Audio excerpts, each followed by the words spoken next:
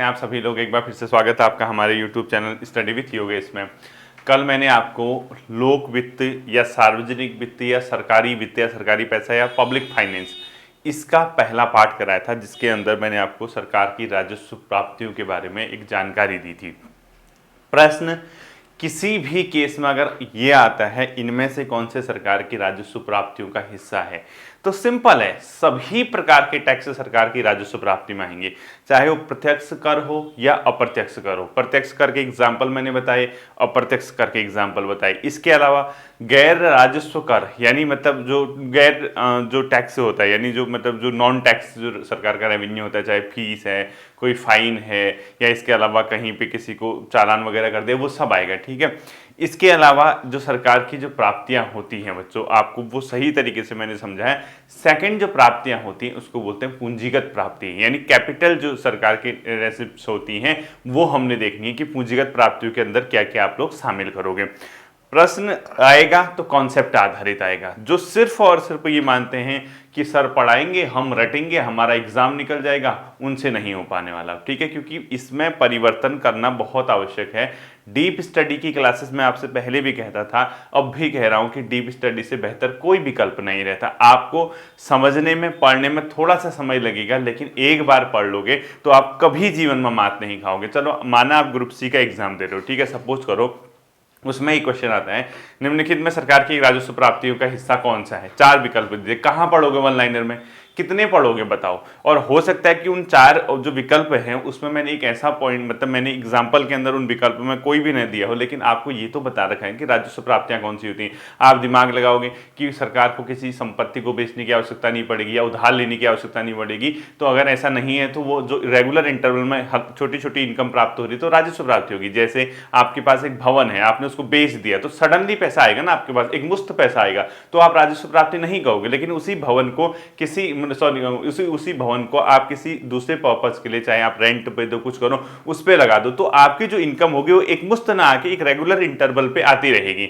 Monthly आपको rent मिलता रहेगा, तो वो जो रेंट हो गया वो राजस्व प्राप्ति का हिस्सा हो गया। ठीक है, ऐसे उसको समझना है। देखो उससे आगे हम लोग चलेंगे बच्चों, इसको आपने लिखना है सरकार की पूंजीगत प्राप्तियां, यानी सरकार की जो पूंजीगत प्राप्तियां होती है वो क्या किसके क्या आएगा। ठीक है, देखो भारत सरकार की पूंजीगत प्राप्तियां, भारत सरकार की पूंजीगत प्राप्तियां। अब क्या हो रहा होगा, जो वन लाइनर वाले हैं उनको जो रटने की आदत है कि यार रटेंगे क्वेश्चन बन जाएगा, अब उनकी हो रही है हालत खराब। हालत खराब इस सेंस में हो रही कि यार अब सोच रहे हैं कि पढ़ें तो कैसे पढ़ें, शुरुआत करें तो कहाँ से करें, क्योंकि परिवर्तन करेंगे नहीं वो, मतलब उनको सामने वाला बंदा ही गलत लगेगा, अपनी कमियां कभी नहीं ढूंढेंगे, अपने अंदर कहाँ कमी थी क्या थी। भाई अगर तुम इतने समय से पढ़ रहे हो, ये पढ़ रहे हो वो पढ़ रहे हो, तो आप ये सोचते हो कि कोई यूट्यूब पे आके कोई ऑफलाइन क्लासेस पढ़ा के आपका भविष्य बना देंगे, तो संभव नहीं है। ये सिर्फ गाइडेंस मिलती है, डायरेक्शन मिलते हैं, टॉपिक समझाए जाते हैं, ओवरऑल पढ़ना आपको स्वयं पड़ेगा। ठीक है, अब मैंने किताबों की लिस्ट आपको बता रखी, आरओ का विज्ञापन आएगा, उस विज्ञापन के आधार पे हजारों लाखों बच्चे उसमें प्रतिभाग करेंगे, निकलेंगे कितने प्रीलिम्स में, 3-3.5 हजार बच्चे। बाकी अगर नहीं निकल रहे हैं तो उनको अपनी कमियां देखनी चाहिए ना, लेकिन जो 3-3.5 हजार निकल रहे हैं उनको भी, उनसे भी तो पूछो, निकलने वाला तो निकल ही रहा है ना। जितने नंबर, अब बीपीडीओ का पेपर, अगर बीपीडीओ का पेपर हार्ड लग गया, पैटर्न चेंज हो गया, तो उतने बच्चे तो निकलेंगे भाई, जितने पद हैं उतने तो निकलेंगे। ऐसा तो है नहीं कि बीपीडीओ में 0 बच्चा निकलेगा, बाकी सारे पद जो है खाली छोड़ दिए जाएंगे, अगली बार जोड़े जाएंगे, ऐसा नहीं होने वाला है। ठीक है, 900 कुछ बच्चे जितने भी पद है उतने निकलेंगे ही निकलेंगे।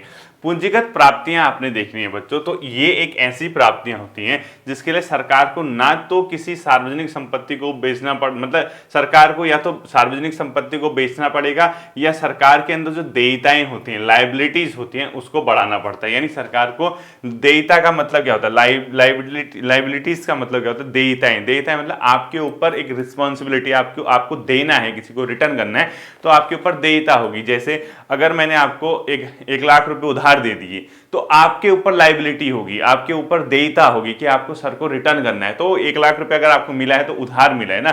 तो ऐसी जो इनकम एक ऐसा सोर्स है जिसके लिए सरकार को या तो किसी सार्वजनिक संपत्ति को, पब्लिक प्रॉपर्टी को बेचना पड़ता है, या सरकार के अंदर लाइबिलिटीज बढ़ती है, देयता बढ़ती है। देयता कब बढ़ेगी, जब आप किसी से उधार लोगे या एक मुश्त आप पैसा लोगे तो आपके ऊपर जिम्मेदारियां बढ़ेंगी रिटर्न करने की। अब अगर आपके ऊपर देयता बढ़ ली तो वो कहीं ना कहीं क्या है, पूंजीगत प्राप्तियां हैं। ठीक है, तो पूंजीगत प्राप्ति क्या होती है, तो देखो पूरा लिखना, पूंजीगत प्राप्तियों के अंदर लिखना वे प्राप्तियां जिनके लिए सरकार को या तो सार्वजनिक संपत्ति बेचनी पड़ती है, या तो सरकार को सार्वजनिक संपत्ति, या तो सरकार को सार्वजनिक संपत्ति बेचनी पड़ती है, या तो सरकार को सार्वजनिक संपत्ति बेचनी पड़ती है, या सरकार की देयता बढ़ती है।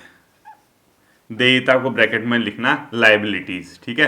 देयता का मतलब होता है बच्चों आपके ऊपर उधारबाजी होगी, यानी आपको रिटर्न करना है किसी को, तो उसको लायबिलिटीज बोलते हैं, देयता, ठीक है। तो अगर इस तरीके से अगर आपको कोई इनकम मिल रही है, सार्वजनिक संपत्ति बेच दी, सपोज आपकी कोई पब्लिक प्रॉपर्टी है, आपने उसको बेच दिया, तो आपको एक मुश्त पैसा मिल गया, तो आपकी पूंजीगत आय होगी। अब उससे कुछ नहीं मिलेगा, वो तो बिक गया भाई, अब तुम्हें कुछ नहीं मिलने वाला है, ठीक है। तो इसको क्या बोलते हैं बच्चों, पूंजीगत प्राप्तियां बोलते हैं, इस तरीके से, ठीक है। इसके कुछ एग्जाम्पल मैं बताता हूं, अगर आपको क्वेश्चन में पूछता है कि पूंजीगत प्राप्तियों के एग्जाम्पल क्या होते हैं, ठीक है। पहला लिखो आप लोग विनिवेश, यानी डिसइन्वेस्टमेंट बोलते हैं इसको। पहला लिखो विनिवेश, क्या होता है मैं आपको बताता हूं। विनिवेश, डिसइन्वेस्टमेंट, ठीक है। डिसइन्वेस्टमेंट, दो टर्म सुने होंगे आपने, एक सुना होगा निवेश। निवेश मतलब इन्वेस्टमेंट। इन्वेस्टमेंट किसको कहते हैं, खर्च और इन्वेस्टमेंट में अंतर है, यानी एक्सपेंडिचर एंड इन्वेस्टमेंट में अंतर होता है। एक्सपेंडिचर क्या होता है, अगर आप किसी जगह पैसा लगाते हो, उसके लिए आप किसी मतलब एक प्रॉपर्टी या संपत्ति का अर्जन नहीं करते हो, या कोई ऐसा जिससे आपको भविष्य में लाभ नहीं होगा, तो ऐसी जगह अगर आपने पैसा लगाते तो खर्च हो गया। जैसे आपने कहा यार मैं एक काम करता हूं, मेरे पे 1000 रुपये पड़े, आपने क्या किया, उस 1000 रुपये का कुछ खाने का सामान लिया है, तो आपने खर्च कर दिया, आपको क्या मिला, कुछ भी नहीं मिला। लेकिन आपने कहा ना मेरे पास 1000 रुपये, में एक काम करता हूँ, इसके लिए कोई एक ऐसी जगह पैसा लगा देता हूँ इस 1000 रुपये को, जिससे मुझे कोई फायदा हो। जैसे आपने कहा सर कहाँ लगाऊं, आपने कहा कि आपकी एक दुकान है, ठीक है, आपने एक रेस्टोरेंट खोला है, आपने कहा यार मैं 1000 रुपये का वो सीलिंग फैन ले आता हूँ। फैन लेके, क्योंकि रेस्टोरेंट है, गर्मी हो रही, तो आपने सीलिंग फैन लगा दिया, तो फैन लगाने के बाद वो क्या हो गया, आपकी एक ऐसी जगह उस फैन को लगा रखें जहां हो सकता है कि गर्मी में आपके कस्टमर पहले भाग रहे थे, यार पंखा नहीं है, कहाँ बैठे इसकी दुकान में, तो उसने पंखा लगा दिया। पंखा लगा तो रेस्टोरेंट में कम से कम एटलीस्ट हवा मिली, तो आपने 1000 रुपये उस जगह पर्पज के लिए यूज लगा दिए जहां आपको कुछ ना कुछ उसका फायदा होगा, तो वो क्या होगा, इन्वेस्टमेंट हो गया। इसी का उल्टा होता है बच्चों डिसइन्वेस्टमेंट, यानी आपके द्वारा लगाया गया पैसा अगर आप बैक खींच लेते हैं, यानी सरकार ने कोई प्रोजेक्ट है, ठीक है, सपोज कोई मतलब उसका है, ये क्या कहते हैं, एयरपोर्ट का प्रोजेक्ट है या कोई हाईवे का प्रोजेक्ट है, वहां सपोज सरकार ने 51% पैसा सरकार का है और 49% जो टोटल इन्वेस्टमेंट किया है वो प्राइवेट सेक्टर का है। सरकार ने कहा यार मैं एक काम करता हूँ, इसको मैं क्या करता हूँ, अपना जो निवेश है उसको बैक कर लेता हूँ। सरकार ने कहा ना अब तुम एक काम करो भाई, प्राइवेट सेक्टर ये लोग, मुझे मेरा पैसा वापस कर दो, मैं अपना जो निवेश है उसको वापस खींचता हूँ। सरकार ने 51% में 30% वापस ले लिया, ठीक है। अब सरकार की हिस्सेदारी सिर्फ कितनी बची, 21%। तो जो ये 30% सरकार ने वापस लिया है, इससे सरकार को एक मुफ्त राशि मिलेगी ना, अब सरकार को कुछ लाभ हो रहा नहीं है, उसी को बोला जाता है विनिवेश, डिसइन्वेस्टमेंट, यानी सरकार द्वारा लगाए गए पैसे को सरकार ने जब वापस करना शुरू कर देती है उसको बोलते हैं विनिवेश। तो पूंजीगत प्राप्ति कैसे हुई, क्योंकि आपको सडनली एक मुफ्त आपका इसका पैसा मिला। दूसरा ऋणों की वसूली, सेकंड लिखो, ऋणों की वसूली, ऋणों की वसूली, ठीक है। अब देखो ऋणों की वसूली कैसे हो गया, मतलब अपने आप में पूंजीगत प्राप्ति, ये ऐसे हुआ बच्चों, यानी इसको बोलते हैं रिकवरी ऑफ लोन। आपने किसी को लोन दिया था, किसी स्टेट गवर्नमेंट को, किसी प्राइवेट सेक्टर को, अगर आप उसको रिकवर कर रहे हो, आपने 10,000 करोड़ रुपए दिया, आपने 10,000 करोड़ रुपया वापस लेना है, तो आपका क्या होगा, पूंजीगत प्राप्ति, क्योंकि ब्याज, अगर उस पर ब्याज मिलेगा तो पूंजीगत प्राप्ति नहीं होगी। अगर आप रेगुलर इंटरवल में ब्याज ले रहे हो तो राजस्व प्राप्ति होगी। कैसे, क्योंकि मैंने क्या कहा, जो राजस्व प्राप्ति होती है एक रेगुलर इंटरवल पे छोटा छोटा अमाउंट आपके पास आएगा। अब आपको, अगर आपने सीधे ही पूरा पैसा वापस ले लिया, क्या आपको ब्याज मिलेगा? अब पूरा पैसा वापस ले लिया, आपके पास तो पैसा मिल गया वापस, लेकिन अब क्या होगा उससे, अब कुछ नहीं मिलने वाला, क्योंकि सारा वापस आ गया। हाँ, आपने कहा पैसा पड़े रहने दो, आप क्या करना, ब्याज देते रहना और जो प्रिंसिपल अमाउंट है वो रिटर्न करते रहना, तो ब्याज मिल रहा था, तो राजस्व प्राप्तियां थी। क्यों, एक इंटरवल पे आपको पैसा मिल रहा था, आपने कहा अब पूरा ही पैसा वापस ला, पूरा पैसा वापस लिया, क्या ब्याज मिलेगा, कुछ और मिलेगा, उससे कुछ नहीं मिलेगा। तो एक मुफ्त पैसा अगर आपने वापस ले लिया, ऋणों की वसूली, तो पूंजीगत प्राप्तियां होंगी। इसी प्रकार से बाजार से उधार लिखो बच्चों, थर्ड पॉइंट इधर लिख देता हूं, ठीक है। बाजार से उधार, यानी सरकार ने क्या किया, उधार लेना शुरू किया। अब उधार लेना शुरू किया तो ये क्या होगी, लायबिलिटी होगी। अभी पढ़ाया था ना, देयता बढ़ती है, ऊपर लिखा था।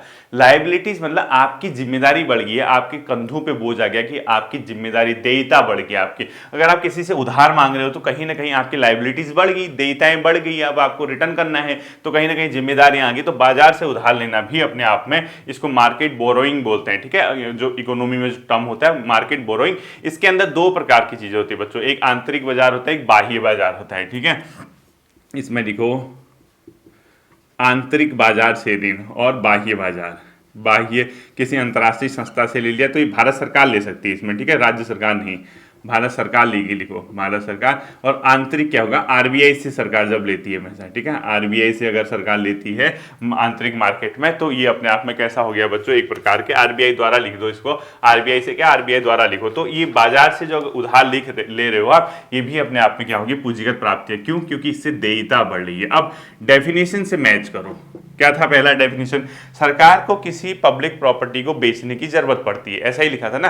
तो विनिवेश क्या हुआ, सरकार की अपनी हिस्सेदारी खत्म कर दी, सरकार ने प्राइवेट सेक्टर को दे दिया, बेच दिया, विनिवेश हो गया, ये वापस ले। ऋणों की वसूली, या ऋण की वसूली मतलब सरकार की लायबिलिटी जो होती है, ऋण जो है एक मुश्त सरकार को पैसा मिल रहा है, तो अपने आप में क्या हो गया, ऋणों की वसूली। बाजार से उधार यानी लायबिलिटीज बढ़ गई, ठीक है, ये आरबीआई द्वारा लिखो। तो अगला, अब इसमें देखना बच्चों, जो आंतरिक बाजार है उसमें क्या होता है, उधार लेने के लिए आरबीआई 1 वर्ष से अधिक अवधि के बॉन्ड जारी करेगा। इसमें क्या होता है, जो आरबीआई है सरकार को उधार देने के लिए, मतलब सरकार, आरबीआई लेगा मतलब इसको उधार, आरबीआई सरकार का हिस्सा है। अब भारत सरकार बैठ के फाइनेंस मिनिस्टर तो लेगा नहीं, तो आरबीआई मतलब बैंक लेगा, ठीक है, बैंक किसका हिस्सा है, भारत सरकार का। तो 1 वर्ष से अधिक के बॉन्ड जारी करता है आरबीआई, इसमें 1 वर्ष से अधिक के बॉन्ड जारी करेगा वो, कि हमें सरकार को उधार चाहिए, ठीक है, बॉन्ड जारी करता है। और 1 वर्ष से अधिक के बॉन्ड जारी करेगा तो जितना पैसा लेना है ले लेगा, मार्केट से उठा लेगा, इसको बोलते हैं बच्चों। और इसमें तक, इसको जो बोलते हैं बॉन्ड, इसको तकनीकी टेक्निकल रूप में बोलते हैं दिनांकित सरकारी प्रतिभूतियां, यानी डेटेड गवर्नमेंट सिक्योरिटी, ठीक है। दिनांक, इसमें दिनांक इसको बोलते हैं दिनांकित सरकारी प्रतिभूतियां, अभी बताता हूं, ठीक है, सरकारी प्रतिभूतियां, यानी इसको इंग्लिश में बोलते हैं डेटेड गवर्नमेंट सिक्योरिटी, इसको बोलते हैं डेटेड गवर्नमेंट। इसमें क्या होगा, जो बॉन्ड होगा एक निश्चित तिथि उसमें अंकित होगी, उसमें लिखा होगा इतना रुपया ले रखा है, इस रेट से ले रखा है, इतने टाइम पे रिटर्न करेंगे, जो भी होगा। तो इस प्रकार से जो मार्केट से पैसा लिया जाएगा वो भी किसमें आएगा, अपने आप में पूंजीगत प्राप्तियां, ठीक है। इसके अलावा बच्चों अन्य पूंजीगत प्राप्तियां कौन सी थी, पहला मैंने ये लिखा, फर्स्ट ये लिखा, सेकंड मैंने ये लिखा एंड थर्ड मैंने ये लिख दिया, ठीक है। और इसके बाद फोर्थ लिखो अन्य पूंजीगत प्राप्तियां, और किस में लोगे आप, अन्य पूंजीगत प्राप्तियां लिखो। अन्य पूंजीगत प्राप्तियों में कौन कौन से होंगे बच्चों, चाहे सरकार की कोई बचत है उसको सरकार वापस ले रही है, सडन अब बचत कर रखी है तो पैसा कभी ना कभी सरकार उठाएगी ना, सडनली पैसा उठाएगी तो बचत से हो गया, अल्प बचत हो गया। इसके अलावा भविष्य निधि, आपने सुना होगा भविष्य निधि होती है, वो सरकार जमा करती है, या विशेष जमा योजनाएं, जो सब के सब क्या होते हैं, पूंजीगत। तो इसमें अन्य में लिखो बचत, अल्प बचत, भविष्य निधि, भविष्य निधि, ठीक है, और अन्य विशेष जमा, अन्य विशेष जमा, ये सब के सब क्या हैं बच्चों, सरकार के द्वारा जो पूंजीगत प्राप्तियां होती हैं वो। अब आपको डिफरेंस से क्या अन्य विशेष जमा लिख दो, अन्य विशेष जमा जो भी है, ठीक है, विशेष जमा योजनाएं या विशेष जमा योजनाएं कर दो, अन्य विशेष जमा योजनाएं। अब देखो, अब आपको डिफरेंस कहाँ समझना है, राजस्व प्राप्तियां और पूंजीगत प्राप्तियां। प्रश्न आपका हिल डुल के इतने में ही बनेगा, इनमें से कौन सी, क्योंकि कॉन्सेप्ट आधारित है तो सिर्फ बनेगा तथ्य, तो कौन सी पूंजीगत प्राप्ति है, कौन सी एक राजस्व प्राप्ति है, इसमें से। अब क्या ये मुझे बताओ, किसी भी पॉइंट पे आपको ये लग रहा है कि आपको इकोनॉमी का ये पोर्शन समझने में टफ लग रहा है, हमने लोक वित्त के अंदर ये पढ़ना था, सरकार का पहला राजस्व प्राप्ति क्या होती है, पूंजीगत प्राप्ति क्या होती है। इसी तरीके से हम सरकार के खर्चे देखेंगे, ठीक है। तो अगर आप यहां से इस चीज को नोट करना चाहते हो तो नोट कर लो। अब देखना, जितने भी पूंजीगत प्राप्तियों में है बच्चों, ये पहले के दो जो है, यानी विनिवेश और ऋणों की वसूली, प्रथम दो पूंजीगत प्राप्तियों को नॉन डेप्ट कैपिटल रेसिप्ट कहते हैं, यानी एनडीसीआर कहते हैं, यानी नॉन डेप्ट। क्यों, क्योंकि सरकार को इसमें कोई उधारबाजी नहीं हो रही है। ध्यान रखना, सरकार विनिवेश कर रही है तो अपना ही पैसा रिटर्न कर रही है, और ऋणों की वसूली कर रही है तो भी अपना ही पैसा वापस ले रही है, सरकार की देयता नहीं, सरकार की कोई ऋण नहीं बढ़ रहे हैं इसको, ठीक है। इसीलिए इसको बोलते हैं नॉन डेप्ट कैपिटल रिसिप्ट, यानी नॉन डेप्ट मतलब गैर ऋण, यानी गैर उधारबाजी या गैर ऋण पूंजीगत प्राप्ति बोलते हैं इन दोनों को। ठीक है, इन दोनों के नीचे लिखो एनडी, नॉन डेप्ट कैपिटल रिसिप्ट्स। ठीक है, यानी गैर ऋण पूंजीगत प्राप्ति लिख दो इसको हिंदी में। ये पहले के दो जो हैं गैर ऋण पूंजीगत प्राप्ति, मतलब आप कैसे करना, आपने 1 2 3 4 लिखा होगा, ऐसे कर देना, ऐसे कर देना, इसके डैश करके लिख देना एनडीसीआर, यानी गैर ऋण पूंजीगत प्राप्ति बोलते हैं। और आखिर के दो जो हैं यानी बाजार से उधार, और जो दूसरा सरकार ने लिखा है कौन सा वाला, बाजार से उधार के अलावा मैंने क्या लिखा, अन्य वाला जो लिखा है, तो जो आखिरी के दो हैं उनको बोलते हैं पूंजीगत प्राप्ति। ठीक है, यानी डेप्ट कैपिटल रेसिप्ट, यानी डेप्ट मतलब जो होता है यानी ऋण जो होता है, आपकी डेप्ट जो होती है डेप्ट कैपिटल रेसिप्ट लिखते हैं। ठीक है, अन्य दो को क्या लिखोगे, डेप्ट कैपिटल रेसिप्ट, डीसीआर बोलते हैं। ठीक है, या ऋण पूंजीगत प्राप्ति बोलते हैं इसको। ठीक है, क्योंकि बाजार से उधार ले रहा है तो आपकी देयता बढ़ गई, बचत वगैरह, ये अल्प बचत वगैरह, भविष्य निधि, ये पब्लिक का पैसा है। अगर सरकार इसको उठा रही तो सरकार की देयता बढ़ी, सरकार की बचत थोड़ा ही, बचत कौन करता है, आप ही लोग तो करते हैं ना। अगर वहां से सरकार पैसा उठा रही है तो डीसीआर बोलेंगे, सरकार के ऊपर मतलब देयता बढ़ गई, तो ऋण कैपिटल प्राप्ति लिखो इसको। ठीक है, ऋण पूंजीगत ऋण प्राप्ति जिसको बोलते हैं। अब देखो बच्चों, यदि राजस्व प्राप्तियों को भी आप ध्यान रखोगे, जो आपने रेवेन्यू रेसिप्ट्स देखी हैं, ठीक है, जो कल मैंने पढ़ाया था, उसको भी ध्यान में रखोगे, तो जो एनडीसीआर यानी नॉन डेप्ट जो अपने आप में रेसिप्ट से होगा, उसमें विनिवेश, ऋणों की वसूली, प्रत्यक्ष और अप्रत्यक्ष करों से प्राप्त आय, गैर कर राजस्व आय जैसे फीस, फाइन और डिविडेंड आदि को शामिल किया जाएगा। तो आप एक नोट करके पॉइंट लिखो, नोट करके पॉइंट लिखो आप। ठीक है, एक पॉइंट नोट करके लिखना, मैं अभी समझाता हूं, यदि पूरा लिखना आप लोग। ठीक है, नोट करके लिखना, पूरा पॉइंट लिखो। यदि राजस्व प्राप्तियों को भी ध्यान में रखा जाए, पूरा लिखना, यदि राजस्व प्राप्तियों को भी ध्यान में रखा जाए तो निम्नलिखित को एनडीआर यानी नॉन डेप्ट रेसिप्ट्स में आप शामिल करोगे। ठीक है, नोट करके लिखो, यदि राजस्व प्राप्तियों को भी ध्यान में रखा जाए तो निम्नलिखित को एनडीआर में शामिल किया जाएगा। किस किस को, अब सब आ जाएंगे उसमें। एक आ जाएगा बच्चों विनिवेश, मतलब एनडीसीआर लिखो, एनडीआर लिख दो, विनिवेश, ऋणों की वसूली, प्रत्यक्ष और अप्रत्यक्ष कर। ठीक है, एक तो विनिवेश आएगा आपका, विनिवेश मतलब सरकार को कोई मतलब जो ऋण है देता है वो नहीं है, सरकार को इसमें किसी को पैसा देने की जरूरत नहीं है, सरकार ने अपना पैसा ले रखा है। ठीक है, ऋणों की वसूली, किसी को सरकार ने अपना ही पैसा ले रखा है ना वापस, तो सरकार को किसी को देना नहीं है, तो नॉन डेप्ट हो गया। ठीक है, नॉन डेप्ट कैपिटल रेसिप्ट लिख देना इसको, जो भी लिखते हो, ऋणों की वसूली। इसके अलावा तीसरा लिखो बच्चों प्रत्यक्ष और अप्रत्यक्ष कर। क्यों, क्योंकि इसमें भी सरकार को किसी को देना है नहीं, प्रत्यक्ष व अप्रत्यक्ष कर, जो कल पढ़ाया था मैंने। ठीक है, अप्रत्यक्ष कर।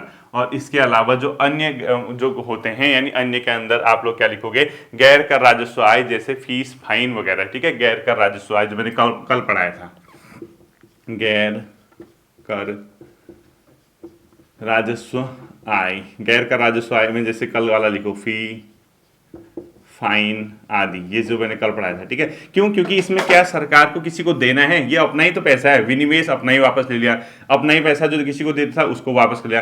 टैक्स अगर सरकार आपसे वापस टैक्स वसूल करे तो सरकार को कुछ नहीं देना, आपको सरकार को टैक्स जाएगा, सरकार ने आपको, और जो भी आप सरकार को फीस वगैरह, फाइन वगैरह देते हैं वो एनडीआर के अंदर शामिल किए जाएंगे। ठीक है, अब देखो बच्चों, ये था क्या, लोक वित्त और सार्वजनिक वित्त में पूंजीगत प्राप्तियां। अब हम देखेंगे सरकार के खर्च। अभी तक हमने क्या देखा, सिर्फ और सिर्फ प्राप्तियां। अब अगला हेडिंग लिखो, सरकार के खर्च, सरकार के खर्च यानी एक्सपेंडिचर ऑफ गवर्नमेंट। ठीक है, यानी सरकार के खर्च। बच्चों ये दो प्रकार के होते हैं, उसी प्रकार से जैसे कि प्राप्तियां थी, ये भी दो प्रकार के होंगे। एक को बोला गया पूंजीगत प्राप्ति, दूसरे को बोला गया राजस्व प्राप्ति। जैसे अभी तक आप पूंजीगत खर्च और राजस्व खर्च, जैसे आप लोग अभी तक पढ़ रहे थे राजस्व प्राप्ति, अब ऐसे ही राजस्व खर्च भी होता है। ठीक है, ये बहुत इंपॉर्टेंट, जिस बच्चे को ये टर्म पता चल गई, मतलब कुछ नहीं, पेपर में आपसे ऐसे परेशान थोड़ा ना करेगा वो, पेपर में इतने थ्योरेटिकल चीज थोड़ा आएगी, आपको तो सिंपल सा ये पूछेगा ना, कौन सी राजस्व प्राप्ति है, कौन सा राजस्व खर्च है, कौन सी पूंजीगत प्राप्ति है, कौन सा पूंजीगत खर्च है, इतना ही तो पूछना है, 1 नंबर का क्वेश्चन। अब मैं इसको कैसे डायरेक्ट 1 लाइनर में लिखा दूं, ये बच्चों रटे जाना राजस्व खर्च है, बच्चों ये पूंजीगत खर्च है, इसको रट के जाना। भाई अगर उस एग्जाम्पल से हट के कोई एग्जाम्पल आएगा तो आपके दिमाग में एटलीस्ट तो ये तो होना चाहिए कि सर ने समझाया था कि सरकार की देयता बढ़ रही है या सरकार को प्रॉपर्टी बेच रही है उससे इनकम हो रही है तो पूंजीगत प्राप्तियां हो रही हैं, या सरकार को किसी प्रॉपर्टी को नहीं बेचना है, सरकार की कोई लायबिलिटीज नहीं है, उससे जो प्राप्त हो रहे हैं टैक्स वगैरह नॉन टैक्स वगैरह वो सब राजस्व प्राप्तियां, ये तो आप ही समझोगे ना। तो ये 2 प्रकार के होते हैं बच्चों, एक को बोलता है राजस्व खर्च यानी रेवेन्यू एक्सपेंडिचर, और दूसरा होता है कैपिटल एक्सपेंडिचर। ठीक है, तो इसको बोलते हैं इंग्लिश में रेवेन्यू एक्सपेंडिचर और इसको बोलते हैं कैपिटल एक्सपेंडिचर। ठीक है, कैपिटल एक्सपेंडिचर यानी पूंजीगत खर्च। अब इसके अंदर क्या आएगा, देखो भारत सरकार के जो राजस्व खर्च होते हैं तो वे खर्च जिनसे ना तो संपत्ति का निर्माण होता है और ना ही कोई देयता कम होती है, यानी सरकार को मजबूरी में देना है। ठीक है, इसमें कोई संपत्ति का निर्माण नहीं होगा, खर्च कर रही है तो या तो देखो या तो निर्माण हो, कुछ संपत्ति का निर्माण ही नहीं होगा। ठीक है, अभी समझाता हूं, सिंपल सी समझ जाओगे आप। देखो संपत्ति का निर्माण नहीं, देयता कम नहीं, कॉमा देयता कम नहीं, यानी अब सरकार कर क्या रही है, इसमें कर तो खर्च ही रही ना। अब खर्च मतलब कहीं पैसा लगा रही है, अब लगा रही है तो क्या कोई प्रॉपर्टी का निर्माण हो रहा, कुछ हो ही नहीं रहा, यानी इस पैसे को खर्च करने से सरकार को कुछ नहीं मिलने वाला है, मजबूरी है सरकार की, देना है तो देना है। तो ना ही कोई खर्च मतलब संपत्ति बन रही है ताकि भविष्य में उससे कुछ मिले सरकार को, कुछ हो ही नहीं रहा, और ना ही सरकार की कोई देयता कम हो रही। देयता मतलब सरकार खर्च तो कर रही है लेकिन जो उसके ऊपर कंधों पे जो उसका बोझ है, उधारबाजी है, जो किसी को देना है, जो जिस किसी से वादा करके लिया था इतने टाइम में, वो भी कम नहीं हो रहा। यानी सरकार ने देना है, किसी और को ही देना है, जिससे सरकार किसी प्रॉपर्टी का निर्माण नहीं कर पा रही है, नहीं सरकार किसी लायबिलिटीज को कम कर रही है, तो ऐसे खर्च बोलेंगे राजस्व। अब सिंपल सा तो है, आपके एग्जाम्पल पे वही तो पूछेगा कि इसके अंदर आप क्या क्या एग्जाम्पल लोगे। ठीक है, अब देखो राजस्व खर्च की एग्जाम्पल मैं साइड में लिख रहा हूं ताकि आप लोग, इसके नीचे स्पेस लिखूंगा तो दिखेगा नहीं। ठीक है, एग्जाम्पल ऑफ रेवेन्यू एक्सपेंडिचर लिखो, एग्जाम्पल ऑफ रेवेन्यू एक्सपेंडिचर। ठीक है, राजस्व खर्च के एग्जाम्पल देखो। पहला देखो, सरकार ने कहीं से कोई पैसा उठाया, उसमें अगर सरकार को ब्याज का भुगतान करना पड़ रहा है, ब्याज भुगतान यानी इंटरेस्ट जो सरकार को पड़ रहा है उसको दे रही है, तो वो खर्च कर रही है, हर साल हर महीने जो पैसा ले रखा है कहीं से भी उसमें ब्याज देना पड़ रहा है सरकार को, उसका भुगतान कर रही है। तो ब्याज का भुगतान कर रही है तो मजबूरी है ना, कोई संपत्ति का निर्माण हो रहा है क्या, कोई अच्छी बात है क्या? आप बताओ, मार्केट से लोन लेते हो, बैंक से लोन लेते हो, उस पर आपको ब्याज देना पड़ता है, तो आपकी कोई देयता कम हो रही है या आपका कोई ब्याज जो दे रहे हो कोई प्रॉपर्टी का निर्माण हो रहा, मतलब ही नहीं है। आपको ब्याज, आपका देयता तब कम होगी ना जो आपका प्रिंसिपल अमाउंट कम होगा, लेकिन इसमें तो ब्याज दे रहे हो फालतू का। ठीक है, तो ये क्या हो गया, राजस्व खर्च। इसके अलावा देखो बच्चों, सरकारी कर्मचारियों के वेतन भत्ते व पेंशन लिखो, वेतन पूरा लिखना, सरकारी कर्मचारियों के वेतन भत्ते वो पेंशन, ये किसके अंदर आएगा, राजस्व खर्च है। ठीक है, रेवेन्यू खर्च। क्यों, संपत्ति का निर्माण हो रहा है, किसी को वेतन भत्ते पेंशन देके, कोई देयता कम हो रही है, मतलब ही नहीं है, देना है आपको सरकार को, उससे कुछ नहीं मिलने आ रहा सरकार को। ठीक है, तीसरा बच्चों लिखो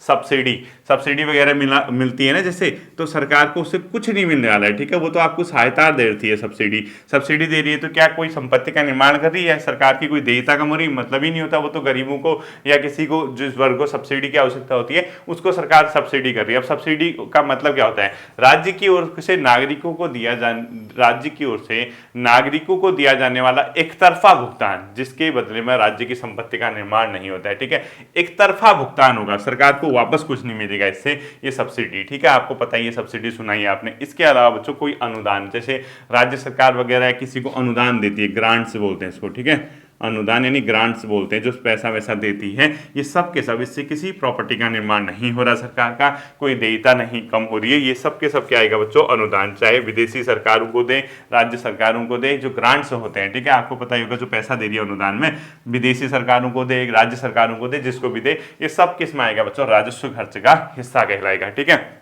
इसी तरीके से बच्चों सेकंड आता है पूंजीगत खर्च। अब इसमें देखना, ये बहुत अच्छी चीज है, पूंजीगत खर्च में इसका जस्ट उल्टा हो जाएगा।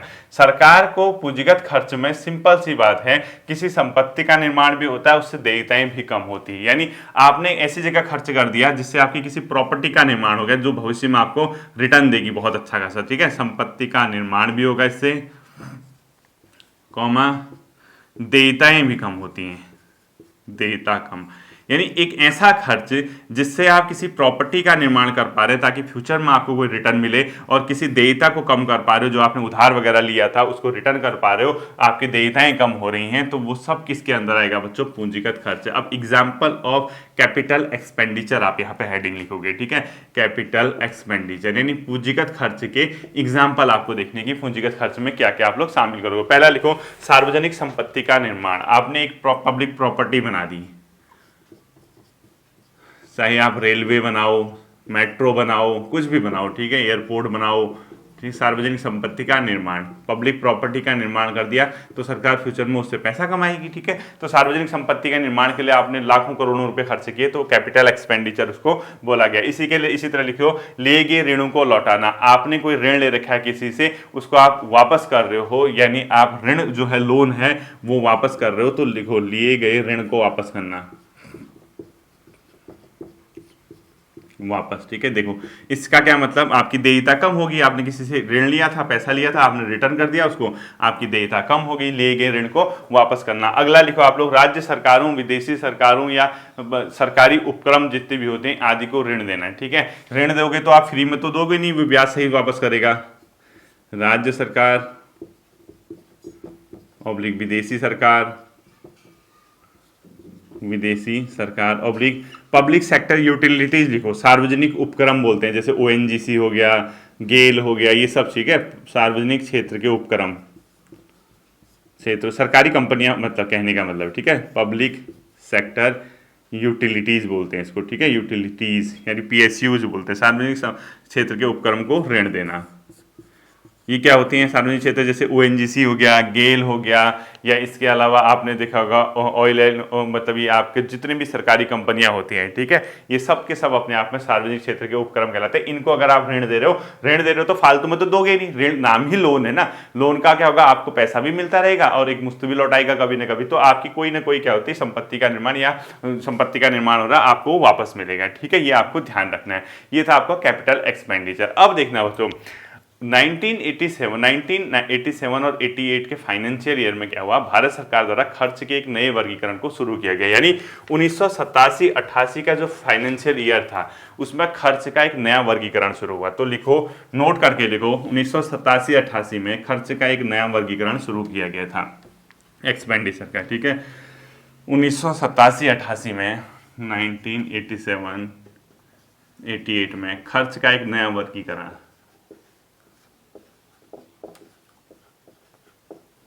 एक नया वर्गीकरण शुरू किया गया था, ठीक है। 1987-88 में खर्च का एक नया वर्गीकरण शुरू किया गया था, इस चीज को आप लोग ध्यान देना। और ये खर्च का जो वर्गीकरण था वो क्या था, कैसे था, उसको आप लोग लिखेंगे, ठीक है। देखो खर्च का एक नया वर्गीकरण शुरू किया गया 1987-88 में, और खर्च का मतलब था सार्वजनिक खर्च है। ये खर्च का मतलब कोई पूंजीगत खर्च या राजस्व खर्च से नहीं है, सार्वजनिक मतलब जो पब्लिक सेक्टर यानी जो सरकारी क्षेत्र का खर्च है, यानी सरकार जो खर्च करती है अपने लिए, अपने लोगों के लिए, यानी सार्वजनिक क्षेत्र, ठीक है। यानी खर्च कौन सा था, ये सार्वजनिक, ठीक है, पब्लिक सेक्टर बोलते हैं इसको, सार्वजनिक क्षेत्र के लिए, ठीक है।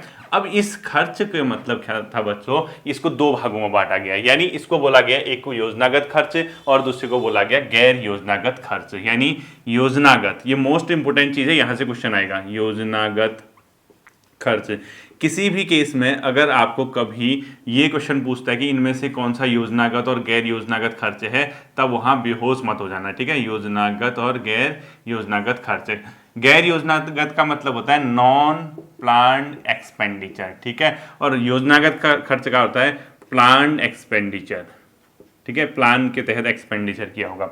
अब देखिए बच्चों, बेसिकली योजनागत खर्च क्या होता है, इसको फिर से दो भागों में बांटा गया। एक बोला गया केंद्रीय योजना पर खर्च यानी सेंट्रल प्लान एक्सपेंडिचर, और दूसरे को बोला गया केंद्र द्वारा राज्यों को जो योजनागत सहायता दी जाती है, ठीक है। एक तो लिखो आप केंद्रीय योजना पर खर्च, केंद्रीय योजना पर खर्च, यानी इसको लिखोगे सेंट्रल प्लान एक्सपेंडिचर, ठीक है, सीपीई। और दूसरे को बोलोगे राज्यों को जो केंद्र की योजना पर, अर्थात केंद्र द्वारा राज्यों को योजनागत जो सहायता दी जाती है, ठीक है, केंद्र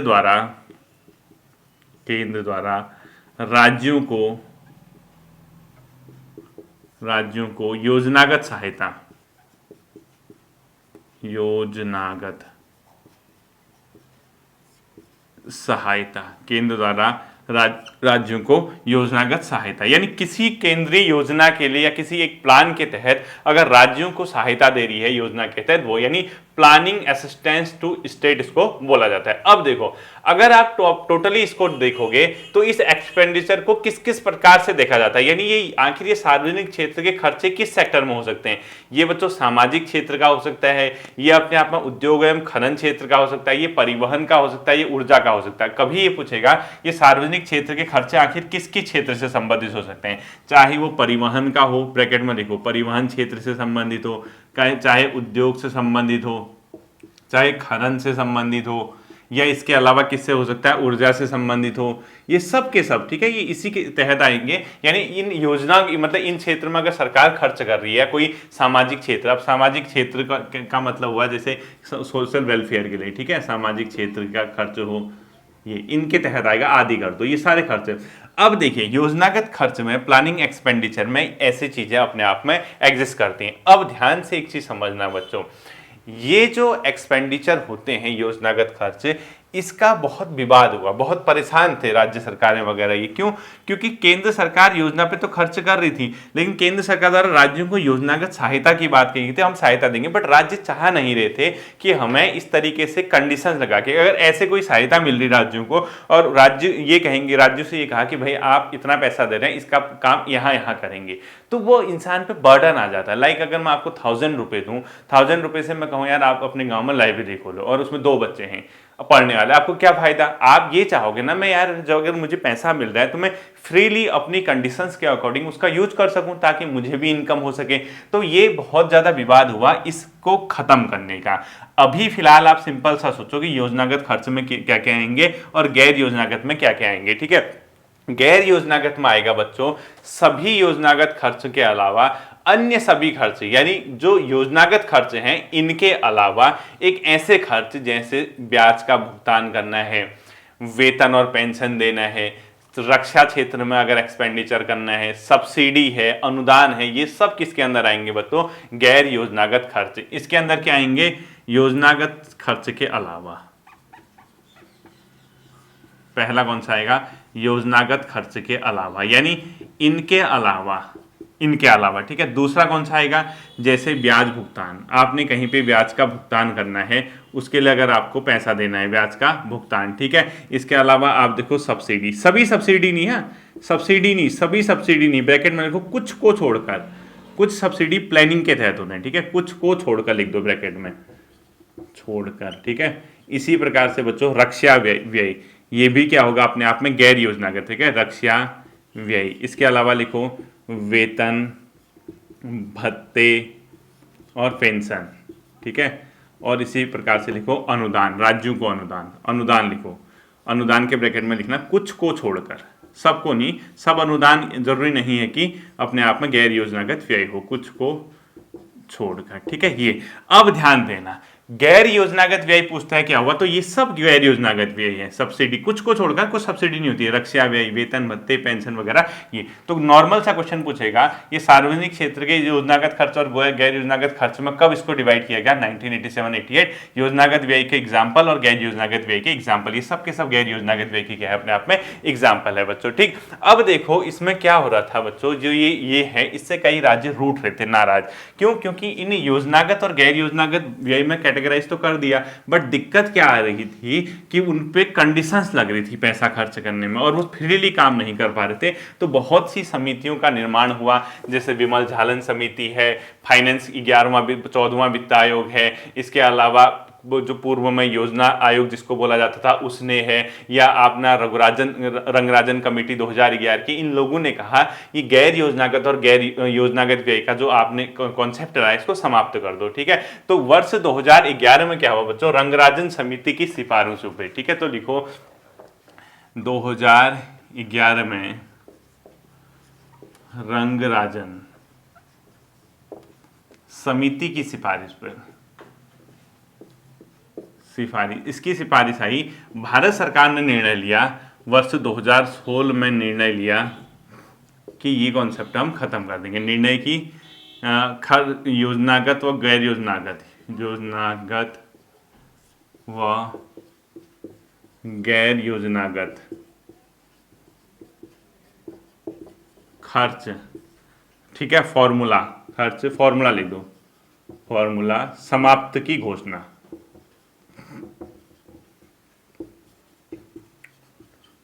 समाप्ति की घोषणा, ठीक है, 2016 में। और इसी को देखते हुए 2017-18 के फाइनेंशियल ईयर में इसको समाप्त कर दिया गया। अगर कभी क्वेश्चन पूछता है सरकार द्वारा जो सार्वजनिक जो खर्च है उसके तहत जो अपने आप में कौन सा पोर्शन समाप्त किया गया, योजनागत और गैर योजनागत व्यय के कॉन्सेप्ट को समाप्त किया गया 2016-17-18 में और 2011 की रंगराजन समिति की सिफारिश को मानते हुए। बाकी इसको समाप्त होना चाहिए, किसको, इसको, ये किसने कहा था, प्लानिंग कमीशन ने, यानी जिसको आप पहले क्या कहते थे, योजना आयोग, ठीक है, प्लानिंग कमीशन ने लिख दो। इसके अलावा फाइनेंस कमीशन यानी 14वां वित्त आयोग लिखो, 14th फाइनेंस कमीशन, इसने भी कहा था। इसके अलावा विमल झालन समिति, वीजे कमेटी, और एक रंगराजन कमेटी, ठीक है, इन लोगों ने क्या कहा था, ये फॉर्मूला हमारा समाप्त हो जाना चाहिए, ठीक है। इस प्रकार से हमने देखा कि योजनागत और गैर योजनागत व्यय के जो कॉन्सेप्ट को है उसको सरकार द्वारा क्या कर दिया गया, फाइनली एंड कर दिया गया।